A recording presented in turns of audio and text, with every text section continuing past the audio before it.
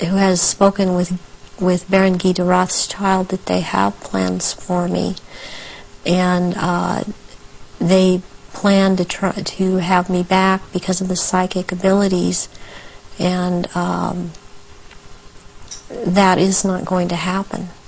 In the little bit of tape we've got left, could we just turn the subject to the jewelry you've got to your left there? What is that? Was that part of the rituals that you were involved in? The first one, this is a child's ring. It is a 14-karat gold white, or 14-karat white gold ring with a diamond in the middle of a hexagram, or a hexagonal shape, and it looks like a hexagon if you were able to look closely at the diamond. This was returned to me by my ex-husband, who told me, well, this was in your daughter's clothes. And this was a message to me, and it was a trigger to me for him to do this. Very well, any high-ranking survivors that I have talked to that know of this ring know that it's from Mothers of Darkness. And it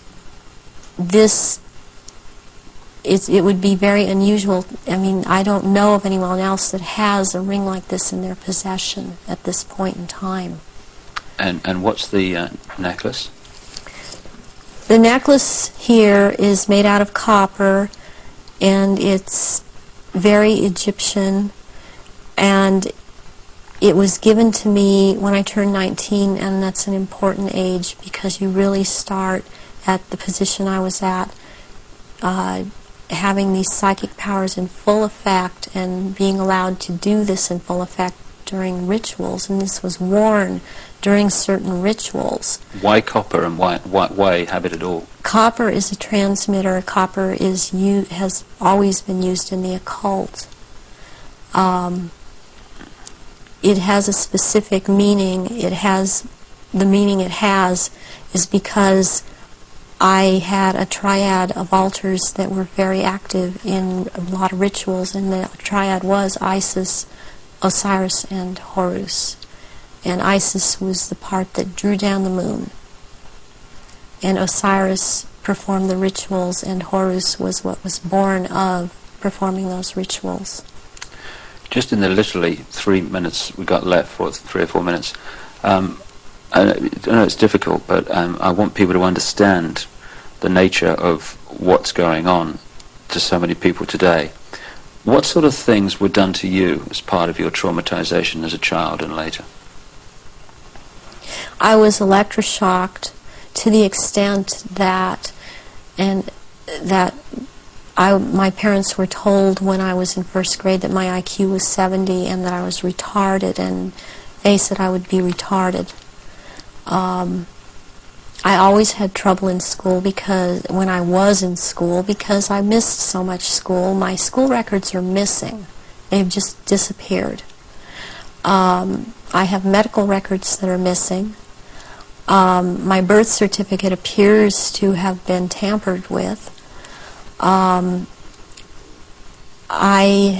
have had my eyelids taped open, and so I couldn't shut my eyes. I have been electroshocked. I've been put into a narcoleptic sleep and had earphones placed over my ears and had messages repeated and repeated for days. I've had drugs injected into my body so that my nerves were just like on fire, and then they would just touch me. I've had, since I wasn't allowed to have marks on my body, they couldn't use a cattle prod on me, but they do use cattle prods on people in torturing them, and they do use electrical stimulation to the genitals and also on the teeth. And they like to inject between the toes and under the fingernails and up in the gums. I've also had some kind of scarring done up through the roof of my mouth all the way up to the brain stem back here that gives me a photographic memory. And I have calcium blocks around the pineal gland that seem to be perfectly spaced and even, and it's very, very curious. The doctors can't seem to come up with a reason for that. I have been programmed to be anorexic, to be bulimic. For the government programming, since I was also used by the government in this country, I was programmed to cut my arms if I started to remember, which I was punished for by the Illuminati, as I was not to have these marks upon myself. I was made to eat my own feces as a little child. I was made to drink my own urine. I was not allowed to go to the bathroom. I was placed in a sensory deprivation tank. I had my shoulders, my knees, my toes, and my fingers, my elbows dislocated and then put back into place when they wanted me to be traumatized.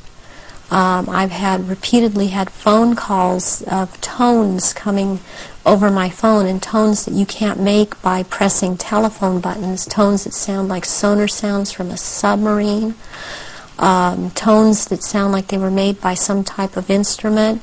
And I have had directed energy used on me, ELF, low frequency electric waves used on me, microwave energy. And this in turn has created two different, would hear one tone in one ear, one tone in different tone in the other ear. It creates a third tone. They're called tritones. They change the electrical activity of your brain waves and to put you in the state they want you in. I have been programmed to run through red light, thinking it's green. There's been a lot of programming done around my children. They've used my children against me. And it's a very painful subject with me. To know that this is happening to my children. The same thing that's happened to me. It's hard, it's easier, I don't know if I can make people understand this. It's easier for me to have, okay, I can handle that I went through this. And what I want most is to expose these people because of what they're doing to children all over. But they're doing it to my children too. And my daughter believes I've abandoned her. My son believes I abandoned him. And they don't have hope when they're children. They don't have hope when their mother's taken away from them and they're told that their mother just left them. So this is a cycle that goes on with thousands and thousands of survivors, not just myself. And this is how they perpetuate it if there is a parent that's protective that believes and has found out this is happening.